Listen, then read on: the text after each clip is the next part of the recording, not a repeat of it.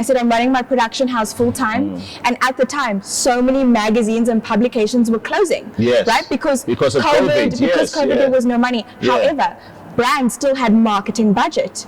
And they were like, if we're not doing events and we're not advertising in magazines, where are we putting the money? And I said, sir, I volunteer. I love it. I love it. That was honestly one of my highest earning years. I made over R1 million in COVID at home. I've told people creating content because I was just ready. Yeah. I was ready, and I had an amazing team that would create high-level content, high-level, super incredible quality, global standard, because I don't compare myself to South African creators. Not that there's anything wrong with them, but if the US and the UK are far more developed than us, and they are by decades, that's where I'm comparing myself to. You have to aim high. 100%. You have to aim high. Now, how do you deal with, you're working in a place where a lot of people are getting there, right? And some of the things you're saying will be aloof to a lot of people, and obviously on my side of things, I've been doing things in a very professional level for about 28 years.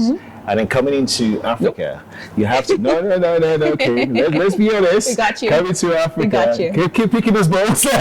Coming to Africa, you have to kind of, you have to adapt, right? But not follow. Adapt meaning you have to empathize and teach. For sure. Because sometimes you're meeting people where they are, right? So the standards you're used to, like the standards I'm used to, I don't get, right? And what you're gonna get is not the standards you're used to. But you can bark and bark and bark. But people are not gonna get to that standard except you teach. And sometimes there's a lot of patience and love involved. How do you manage that? Because your expectations here, like in your head, you know exactly what you want. For sure. And you could be saying to somebody, and love turns to hate very quickly. Oh yeah. When you're saying to somebody, look, I can see you could be so much better. Yeah.